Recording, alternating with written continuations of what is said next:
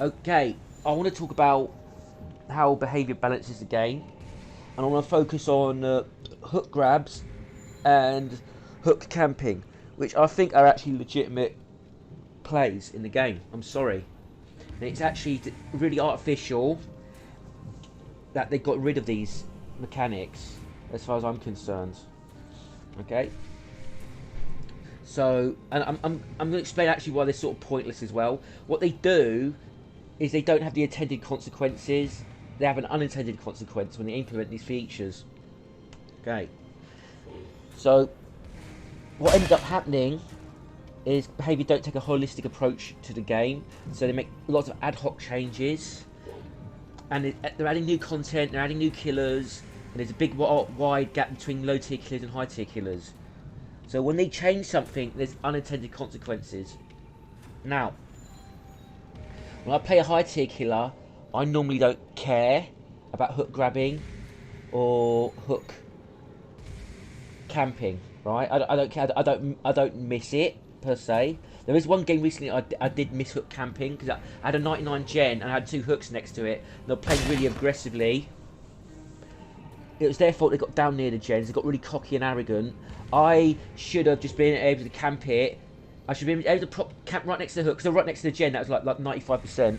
I should be able to camp the hook and camp the gens. They made a strategic mistake. They should either be forced to trade so I could keep the pressure, right? Or they would have to go off and do another fresh gen and let those two people die on the hook. They're in a situation where they had to make that choice. They put themselves in that strategic situation, but the game had an artificial get out of free jail card for survivors. So, low tier killers, there's lots. I can't play Myers anymore, really. I'll play him casually every now and again, but I can't play him seriously anymore because I just find it really frustrating. Because I do get lots of good teams, right? And maybe if I could like get some compensation and get hook grabs and guard hooks at the end game and try and force a 2k or even a 1k if I play really badly or get unlucky, right? That would be one thing. But I've had games with Myers where or even an M1 killer, mouse 1 killer, where they just grab them off the hook in my face and just get out the exit gate. And there's absolute lack of fear from them. They're just really cocky and there's no fear. Boom. Right? It's meant to be a horror game, right? Oh, the killer's there, just unhooking his face and just get out the gate, right? Like, if I was Pyramid Head, they really couldn't do that because I've got my power. It's very dangerous doing that. But Myers, yeah, boom. Or Billy, chainsaw down, or Bubba, right? Instant down killers, okay? There's at least some fear there, but with an M1 killer with no insta down, boom. They don't care. Just hook grab, out the gate. So, a lot of these features, like anti-camping and anti-hook grabs, what they're there for is for baby survivors, right? They complain and whine, they play badly, they make bad strategic decisions, and they pay the price. And I know it can suck to be camped and hooked and hook grabbed, right? I know it sucks, okay? And it sucks for the survivor on hook when you got a bad survivor who used to come along in a killer's face and rush to unhook and just get grabbed, right? I know it sucks. But what happens is you implement these features and the weak teams are still bad. They're still going to die. They're still going to make bad decisions and die. And the good teams abuse these features and make it more unfair against good teams, especially against low tier killers. That's the unintended consequences. It makes facing high tier teams, good teams, more frustrating, and it still makes playing against weak teams easy.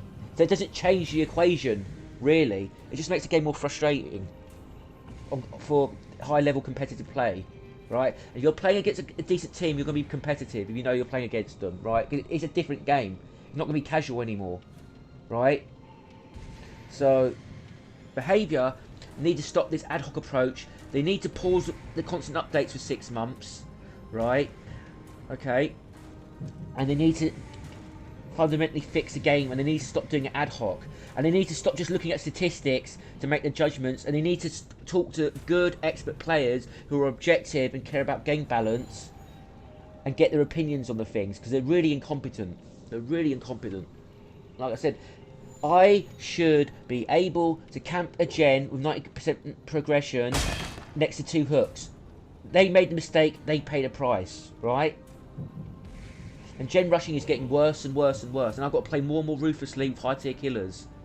Yeah, okay. I'm gonna have to start. I'm gonna have to start just go out gen regression anyway, and they'll probably nerf that eventually. Like when all the killers adapt and just go full gen regression, they're gonna nerf it, right? They're gonna nerf it. Okay, over and out.